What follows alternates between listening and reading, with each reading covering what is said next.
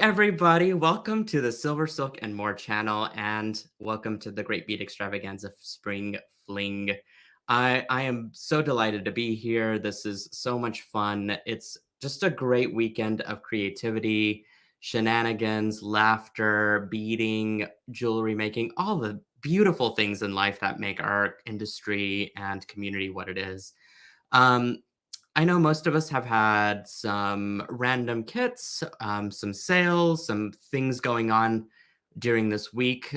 So let me inform you of what's going on in Silver Silk land. We have a special code that you can use on the website, TGBE 15. Maybe Joan, by the way, Joan is behind the scenes. So for those of you that are watching and in the future watching, give her some snaps, will ya? But maybe she can post the code onto the chat's TGBE 15 for 15% off everything, including kits and stuff that you'll see for today's project. I'm really excited about today's project because we'll be stitching GemDuos, but not with needle and thread. We're actually going to be using wire that's 28 gauge to make this project. So I normally would flash a photo at this point. However, I don't have a photo ready. So I'm just going to go straight down to my table. And I don't believe I have any other announcements. I know for sure what I can tell you is that I've got only about 5 of these remnant grab bag kits left that you guys can pick up on the website. Also, you can use your code on it if you want to. And I don't usually make too many of these. They're just scraps whenever I can get knitted wire created and have extras of. So I baggy them up for you guys, and you can get a bunch of random samples for a very good price. The other project that I've been working on behind the scenes is the next kit that I'm going to be teaching next week, which is the summer bouquet earrings that look like this. And you can grab the kit online on silversilkonline.com as well. These are meant to be for the trend forecast of long earrings, but we've made this kit so versatile that it doesn't have to be 6 inches long. These can actually be trimmed up to be 3 inches or 2 inches or all 12 inches, whatever you want to use. So you've got plenty of silver silk and other components in the kit to make it whatever you want it to be. All right, so I'm going to flip down to my table and we'll just get right into our project. So the first thing I'm going to do is cover our tools and materials to at least create the necklace portion of this design. And the tools that I'll be using are some round nose pliers, which I've got behind me here. There we go. These are going to be excellent for making loops and or getting into tiny spaces as we will be for this project. So have a set of those out. We'll also need a pair of chain nose pliers and or bent nose pliers. Let me go ahead and grab both. Okay, these are important as well for grabbing the wire that we're going to be working with. So have those set aside. I've got my bead mat already out here, and then I just need a pair of cutters. So let me reach for those. Here we go. And this will be used for cutting our craft wire. Now, we will be making this design. Specifically, I'm going to be showing you how to stitch together this large starburst component and the small starburst component. Try saying that 5 times. It's really hard. And again, we'll start with our large one first, and you can see all of the different materials there that we'll need for that. Now, I will say that the one thing that I may not end up covering today is how to crimp. If we've got that extra bit of time at the end, I will show you guys how to do that. It's quite easy. And I'm just using SilverSilk capture chain to drape my design from. You can use pipe chain, you can use burlesque chain, any sort of cord that is about 3 millimeters that can fit through the jump ring is pretty much easy to put on. Same thing with the bracelet as well. And I will talk about how I did my findings at the end, but the same Starburst is pretty much created here, and includes the same materials as the necklace. So that can be created as well as the earrings. You'll have plenty of extra gem duos left over. This is in fact the leftovers from making all three of these projects from the kit, so that you'll have plenty of extras to work with, or make even a second or third pair of earrings if you want to. All right, so we will need 18 gem duos in color A, and you will need 18 gem duos in color B. Gem duos are a check glass bead that have two holes on the sides, and they have a little bevel shape there at the top as well. And so you can really see what the difference of the backside, which has a very smooth, even finish, versus the top side, which has sort of a diamond facet to it. And it's, again, just beveled and rounded on the top there. And so we'll be working with mostly top side of these gem duos, but just keep that in mind as you sort of stitch this thing together. Okay, you will need 11 3mm, 4mm fire polish. Thank goodness I've got a list, you guys, because I can't remember a thing. There we go. So obviously that's not 11, so we'll just scooch a few more out. I'm also using colors from the colorway Beat of Brazil from the kit, by the way, just in case you're wondering, and that's what the actual project is made from as well. I've got 5 different colorways total, and they're all equally gorge. Okay, we've got 24 inches of SilverSilk capture chain, which I don't have at my table, but I do have it already constructed with the necklace. If you're new to the land of SilverSilk, capture chain is the jam. This is my product. It is a knitted wire jewelry chain that I create, and I've got 6 or 7 different lines. I can't even remember because I've made so many. Currently, this is an insider secret and something I'm very, very excited about. I had drawn back the hollow mesh line for the pearlesque hollow mesh, but you'll also notice that my regular hollow mesh, the inventory, is slowly depleting there. The fun news about that, because the sad news is, yes, it's depleting. The fun news is that I'm going to actually revamp the entire hollow mesh collection. What hollow mesh is, it's basically this chain without the filler material. Capture chain has a ball chain core, and hollow mesh doesn't have anything in it, and it's open wider. So you can put beads and stuff inside of it. I'm getting ready to actually put on 23 colors of hollow mesh. And so that's something else that I've been working on behind the scenes of for my company. It's going to be extravagant, and so many things that we're going to do with it as we continue the journey of SilverSilk.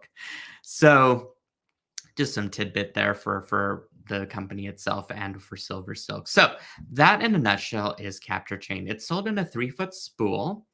And so we'll be using 2 feet to create our necklace rope and the other foot for our bracelet. Again, I'll explain all that a little bit later, but we're mostly just going to focus on the GemDuo part of this for now. You'll also need a head pin, only because I chose to make a bauble here at the end. You don't have to do that. You can absolutely just forego that little bauble and charm altogether and just have a nice clean necklace rope with the lobster claw clasp. Totally okay. We have got 4 size 5mm jump rings. These are used to connect our components together, as well as our clasp. And you will need my craft wire is mislabeled, so I apologize for that. No, wait, it isn't. I'm joking. I'm kidding. The 28 gauge, because it's repeated twice, I realized the 16-inch we're going to need for our big pendant, and the 10-inch we're going to need for our small pendant. Oof, I almost was like, did I make a mistake? No, I had to just remember. So cut yourselves that amount and have that ready. Finally, you'll just need a Silky's charm. If you don't have one already, you can grab from the store or from the kit that is with this project, and a lobster claw clasp. All right, so I'm going to go ahead and cut my 16 inches of wire. This is flexible craft wire that is, again, 28 gauge. I did it in black just to simulate beading thread. However, you can find 28 gauge craft wire pretty readily anywhere in all sorts of colors. And I think my buddies over at Softflex Wire carry it, so you can grab it from there if you want to. I include enough in the kit as well so that you don't have to worry about it. And it's thin enough to bend and fold and weave with, but yet thick enough to keep its strength for this project. All right, let's move on to step one. That's step three, not step one. Let me see if I can sort myself out here. Some of my diagrams got a little bit haywire mixed up. Give me just a second. It looks like they might have been actually deleted, which I don't know how that happened. Sorry about that, but we'll fix that right away. There we go. All right, step one, we're gonna string on 6 GemDuos, and we're gonna cross our wires on the very last one. Now, here's where you've got to pay attention what the top side is and what the bottom side is. So again, I'm just following my bevel shape, making sure that that sticks out at the top. This one has, I thought that was a third hole for a second. It's just a slight little defect. Won't even show in the final project. You can either choose to use gold or you can choose to use the other color. Um, doesn't really matter because we're going to be using mixes of everything. I would say just to be consistent for this first part and then you can kind of mix it up as you sort of learn the technique here. So here we go. I have strung 6 GemDuos at the very top hole. I'm going to take that very last one and I'm going to string my wire right through it. And I'm going to go ahead and pull it after I've strung it through, making sure that both wires are even at the end. Okay, so this is what it should look like. And let me pop up diagram 2 real quick.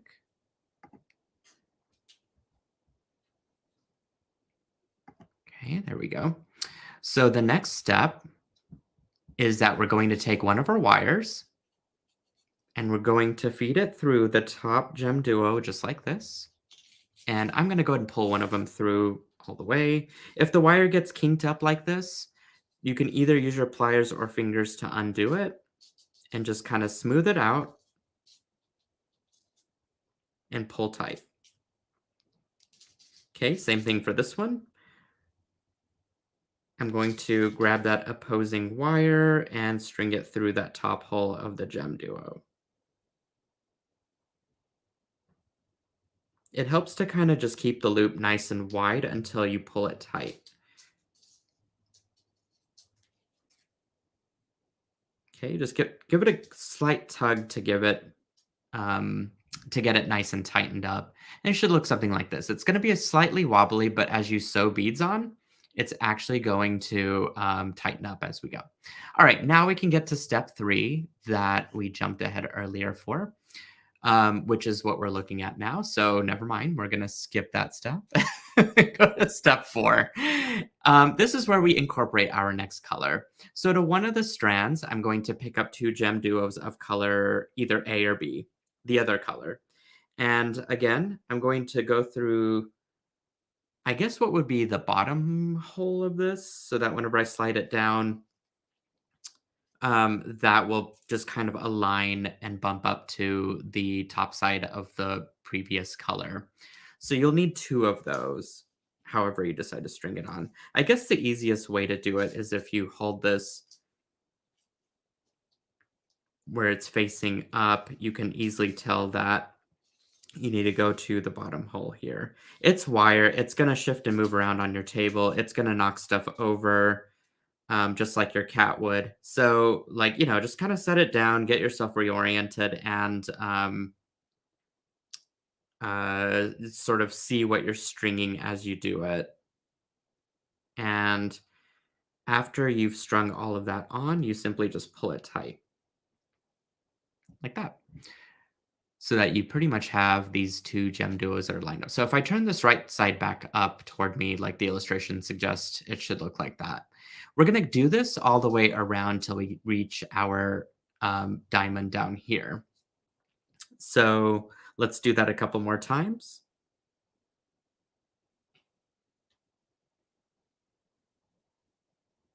Okay, there's one, and there's two.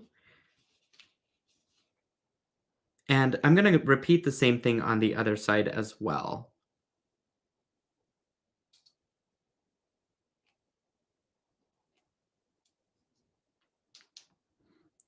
Okay, there we go.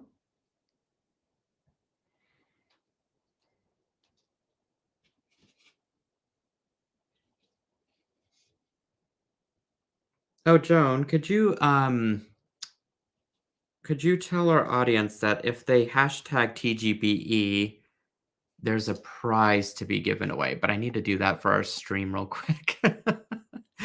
Give me just 1 second. Hashtag TGBE. I meant to do this earlier, and then of course I got distracted. There we go. Okay, if y'all want to hashtag TGBE in the comments, you can be entered into winning a prize. And I think I'm going to draw 3 winners today. But also, there was a second thought, and I completely forgot what I was going to say. Sometimes that happens. Again, that comment is TGBE, hashtag TGBE. That's all you got to put down. All right, there we go. So if I flip this back around, you can see that I have reached that bottom most gem duo. So now I will repeat the same thing and meet up to the other side here.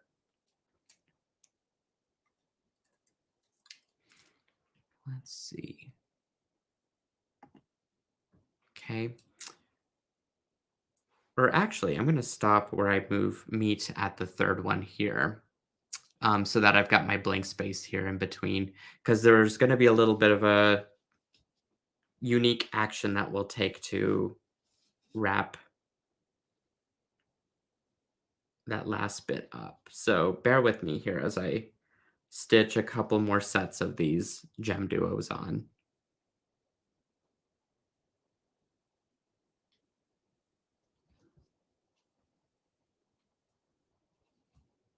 Okay, there's one. It's nice when they just kind of pop into place, actually. There's nothing more satisfying. 1, 2. Oh, I guess what I was going to say, you must be present to win. So for folks that are tuning in the future, I'm so sorry there will not be a prize to give away.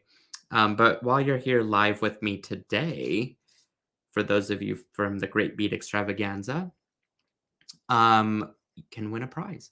Okay, there we go. Now, here's where I started, but you'll notice I didn't go all the way around. Actually, here's where I started. Let's do this. Here's where I started from both of my wire ends, and I went on either direction. As you can see, I didn't finish my last row here. The reason for that is if you look at illustration number 5, we're going to take our last 2 gem duos and we're going to crisscross our wires into the first set of holes. So let's start this step by step. I'm going to string on 2 gem duos that would fit normally where that little space is. They'll be facing upright like this, so that when we slide this down, it's going to just fit right into that space, right? Like that. What we're going to do before we do that is we're going to crisscross our other piece of wire through the bottom holes.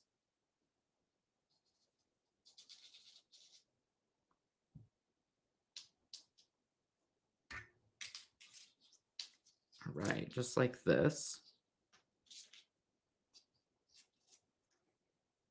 And at this point, you can actually go ahead and pull it nice and taut. and you'll notice that the medallion is mostly put together now. So the next step will naturally be to move those wires to the top hole.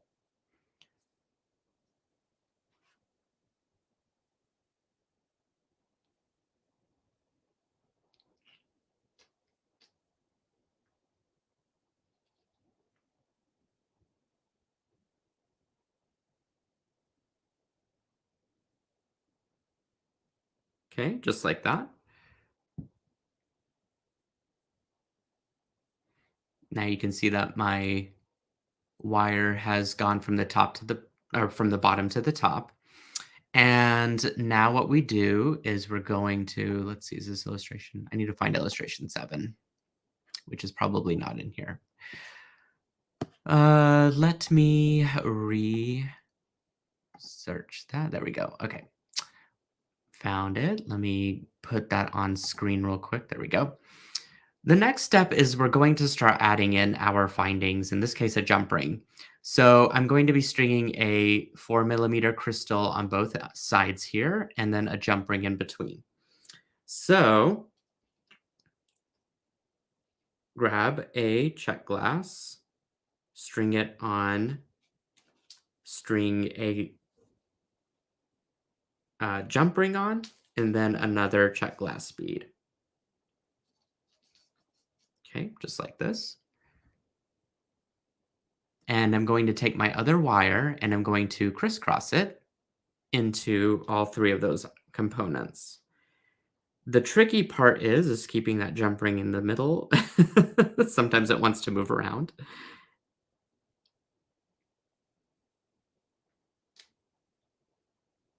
Okay, and then you'll simply pull it through. Oops, got my wire all twisted around here, so let me go ahead and undo that and then pull through.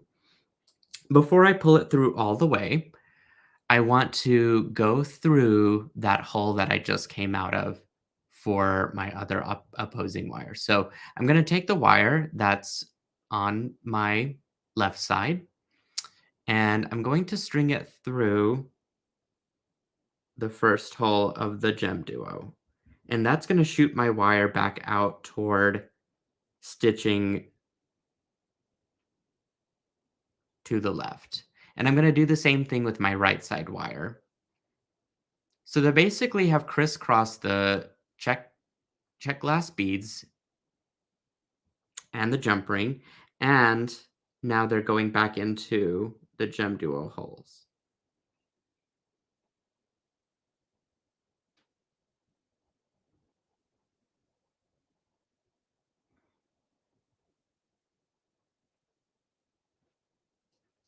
Okay, so now you can carefully kind of tighten all of this as you need to.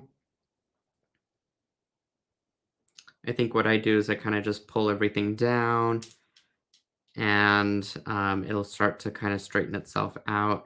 Again, the trickiest part is getting that jump ring to behave.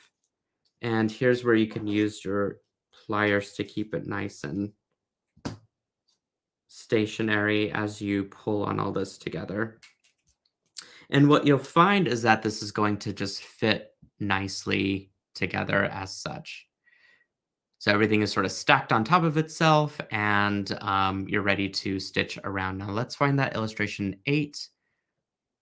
Hopefully it's here somewhere. There it is. Okay. So ignore the orange circle for the time being. What we're going to do is repeat the stitching to where we have a gold or color A or B, whichever you're using, GemDuo in between the next series of those rainbow colored GemDuo. So in this case, I'm using gold, so I'll just say gold. So I'm going to stitch a gold one simply by stringing it on, dropping it down, and then going through the check GemDuo, and then stringing it through that hole. So the way that you know to do this is whenever you kind of line this up and look at it. Let's see it. The GemDuos that you strung earlier between each one of these, that sort of makes a V shape, almost like a heart shape, in fact. you're going to be stringing a fire polish between those. So just look for the ones that make a heart. The ones that look like they're just holding hands here. I don't know. I'm coming up with the weirdest analogies. The ones that are just parallel and look like they're holding hands for the tip of the diamonds. Those are the ones that you'll put a gold GemDuo between. So you're essentially just alternating at this point. Okay, find the heart, string on a fire polish, and go through it.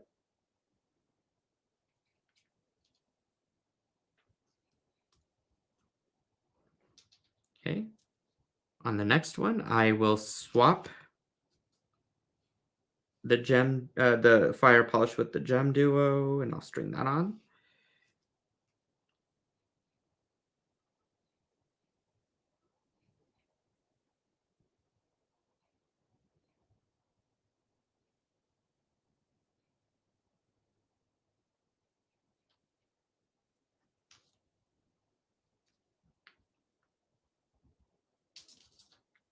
Okay, next one's going to be a fire polish. You'll notice that this starts to become very, I guess not very stiff, but like it starts to kind of really become more put together, less floppy, if you will.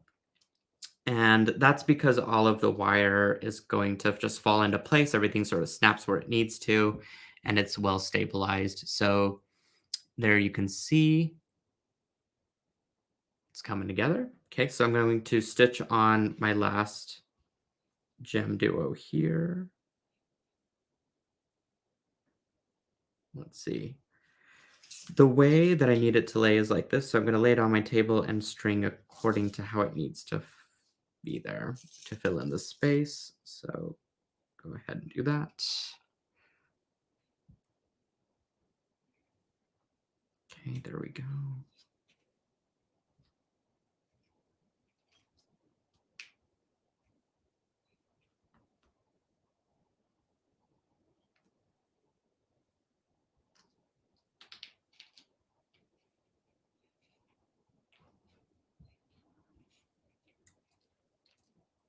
All right, so it looks like I'm at the opposing side of my pendant, so that's where I need to be with this other piece of wire. And this probably is taking going to be the part that takes the longest to get around, since I've got a pretty good little mandala built here. But that's okay. I'm sure if you're beading out there with me, then you totally get it.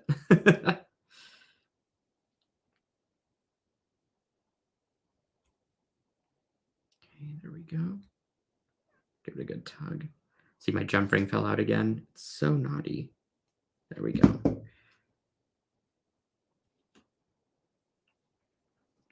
Okay, fire polish. Whoops.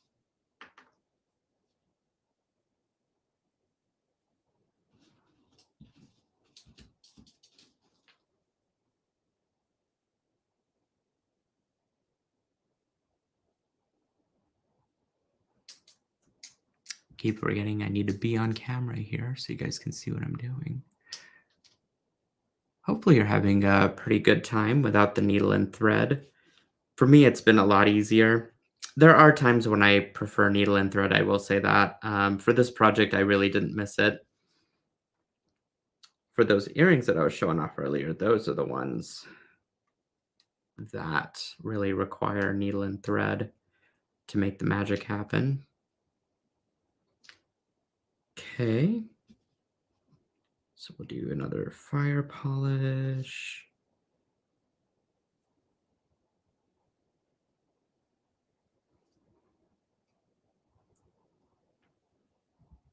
And we'll do another. And our last one is that GemDuo. There we go.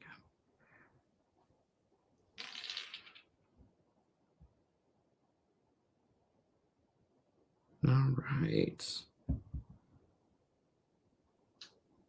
Okay. And we're basically back to the step that we need to take earlier, where we grab a fire polish, grab a jump ring. Here we go. Do it this way. And another fire polish. Okay, and we'll crisscross our other wire through the same series of beads.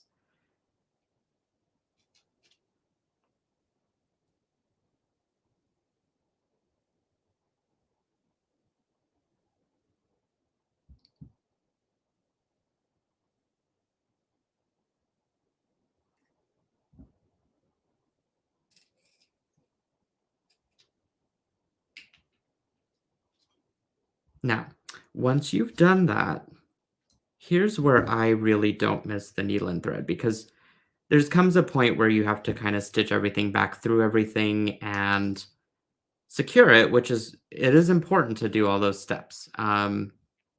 But if you're lazy like me and don't want to do all that, then wire is helpful for relieving yourself of that responsibility, right?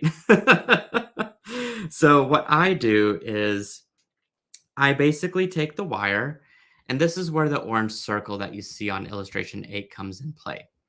I'm going to take that wire and I'm going to just start to wire wrap around the base of that fire polish. Basically, I'm creating a coil onto itself, and that's what's going to secure it in place. What I do is a couple of coils and then just start to pull on this other wire so that it holds itself in place. You can do the same with this if you need to. But you'll notice that it will secure it after you do a few different coils. Not different, sorry. If you after you do a few of the coiling of the wire. I'm losing my words because I don't I'm trying to make this. But you guys know what I mean. Okay, for same thing for this one. So we'll go around this way, top side up. I would say the one thing that I missed out on because I'm a perfectionist is tightening that a little bit more before I did the coiling. Um, it's a little bit more awkward on camera, I will say that, because I'm trying to show it at the same time. But you guys get the gist of it. It's okay. It's not perfect. So I guess what I'm trying to say. And that's okay. All right. So once I got some coils in there, can you guys see that? Actually, it's good that it's loose so that you can see where I built those coils. They're so discreet, you don't even see them. And the beauty of this is that you simply just trim the wire away and nobody will notice. And it's secure because it's wire, right? And we've coiled it. If you have a little bit sticking out, which I do, you can go in with your chain nose pliers and just kind of squish that back in so that it doesn't poke you as you're wearing it. One tip I will say is that if you trim it on the top side rather than the bottom side, and by the bottom side, I mean the flat side here. Doesn't that look pretty, by the way? Look at all those shimmers. If you trim it on the top side, when you wear it, you won't feel that little prickly wire end as you trimmed it. And same thing here. Just gonna go back in and press that up. And that's the magic, you know? You just kind of string your SilverSilk through the jump ring, and now we're ready to create our bottom component. Let me show you again the finished piece. So we'll be creating this thing next. Okay, and this requires 10 inches of our wire. Okay, so I'm just going to go ahead and measure a little bit out here. There we go. There we go. I'm going to scroll through these comments to make sure people can hear me and stuff okay. You guys are really commenting for the giveaway. There we go. Okay, so basically, to create our second component, it starts off the same as how we did it earlier. We're going to string on the opposing color. Instead of using the gold, I'm going to use the shimmery rainbowy color instead. And you'll need 6 of those. So 1, 2, and in fact, I can give you guys an illustration to look at if I can find it. There we go. Okay, so we will make this component first, or the base component, I guess. String 6 on, crisscross the wires on the last GemDuo. Okay, so that's 5 and 6. Okay, I kind of just slide it down toward where the middle of my wire would be, and then I cross the other wire into that last hole, going out the opposite direction.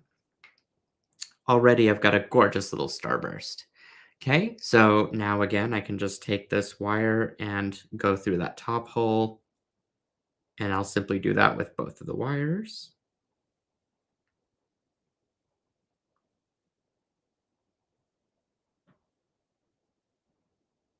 as such. You could even take your pliers and just give it a gentle little tug to get it nice and tight. It's wire, it's going to stay put.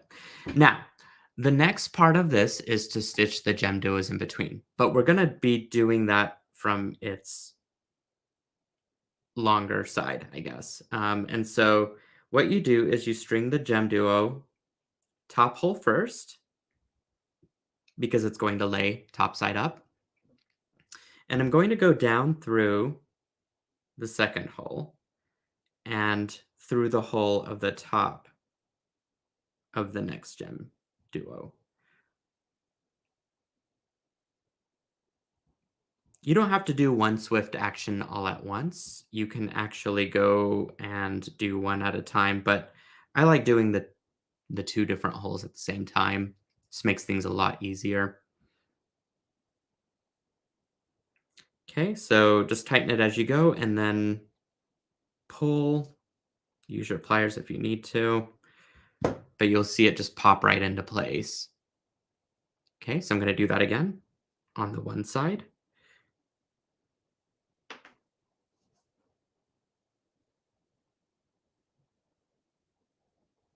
There we go.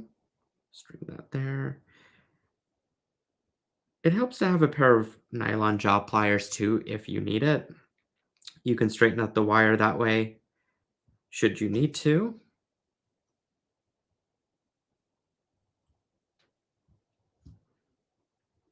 All right. I'm going to wait for that last one, but for now I'm going to go ahead and use this extra other wire and start to string on my GemDuos for the other side too.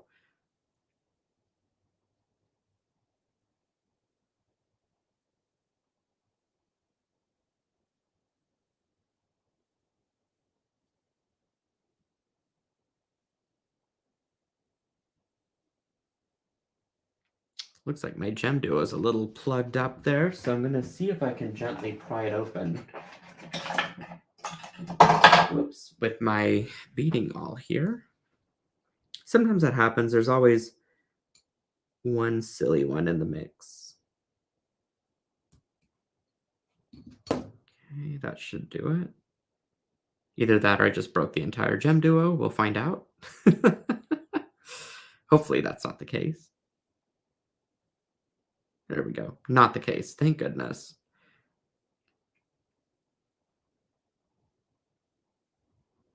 Okay, just scooch that down.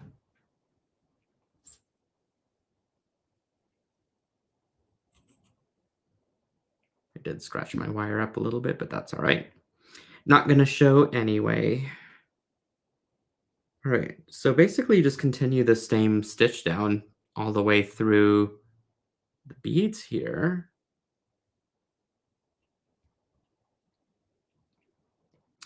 And I'm going to string on one more. And I'm going to show you guys how to finish this little guy up because it's super easy.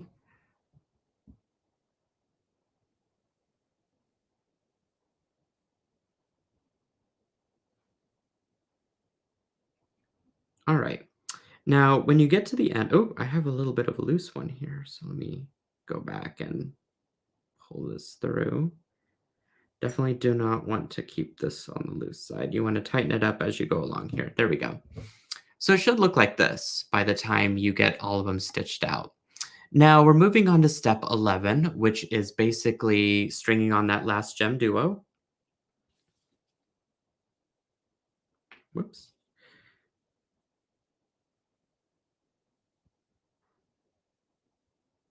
Just like that. And you're gonna go ahead and slide that all the way in to meet the set of two that you have kind of giving it that space to go into. And at this point, what you want to do is grab a fire polish and string it on both sides.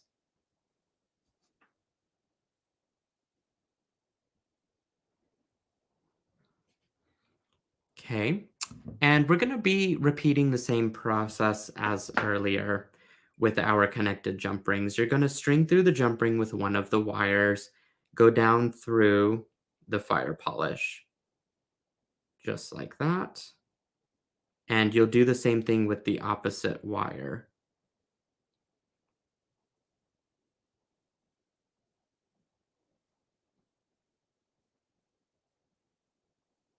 Okay, string that through and then go down through the fire polish. And at this point, I'm just going to use my handy pliers here and pull everything together. That seemed to work pretty well for me. And then you'll simply just coil it below the fire polish beads to keep it nice and secure. You can go down through more holes if you want to. I personally prefer not to risk it because it just gets to be tedious. And you don't need to, it's not really, it's not super weighty. So, that extra bit of security is totally your call. Still haven't quite tightened it to my liking, so I'm just going to work on that here for a second or two.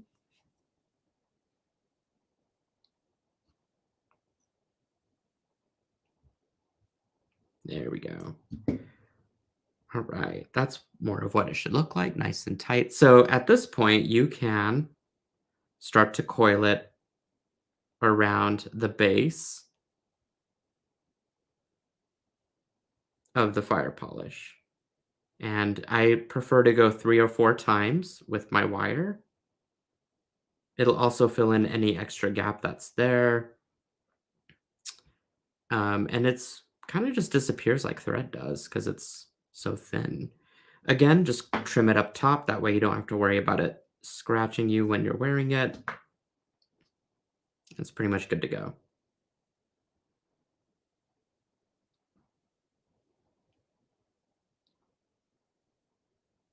Okay, and for those of you that need an illustration, here it is. That's 1, 2, 3, and 4.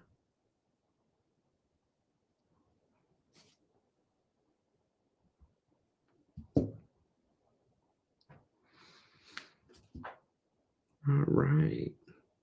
Let's hope I don't cut the wrong thing here.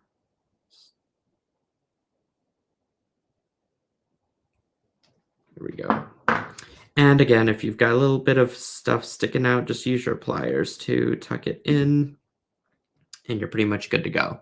So that is how you kind of put this together, stitching without stitching.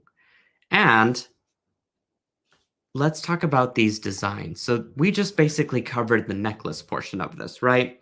At this point, you can take the chain and crimp both ends with the SilverSilk end caps, as you see here. These end caps have a singular channel, and you can use a pair of wide nose pliers that look like this.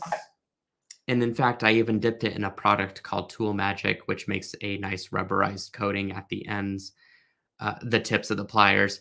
And then all you do is you just crimp it directly over the captor chain. Super easy. If you've never tried it before, I highly encourage. And well, I guess that would be it. I highly encourage you to go ahead and grab both the pliers and the single strand end caps and give it a go. It just makes, again, just a nice clean finish. And you want to make sure that the seams are closed all the way of your finding. After that, I've just attached a lobster claw clasp and I made a little bauble and, just attached a Silky's charm. This is a charm that represents our communities here at SilverSilk and more. Joan actually came up with the name Silkies, and I ran with it. And Teresa, of course, loved it as well. We created a group. We're not chickens because I learned from Teresa that Silkies are also called chickens.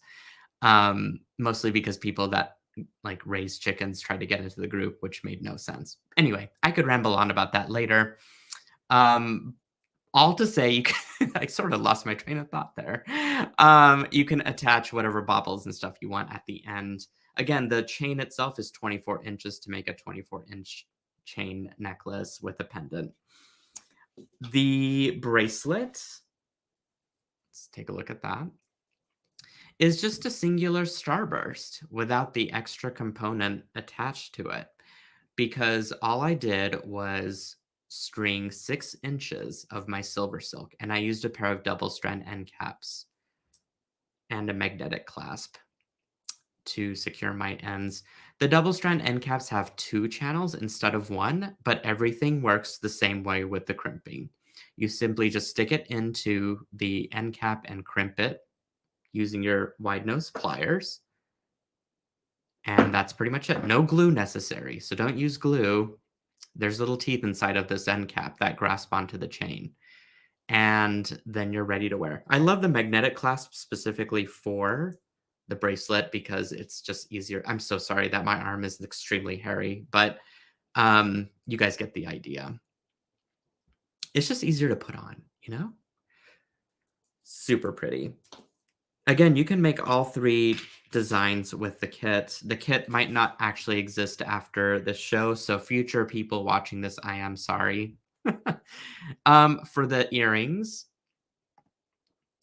all I did was create 2 small components, and then instead of a jump ring, I just put on, an earring hook at the end. So super easy, and you can really make these for anything. You could use as a zipper pull. That would be kind of fun. I don't know. The possibilities are quite endless, Could make for a great charm for a bracelet too.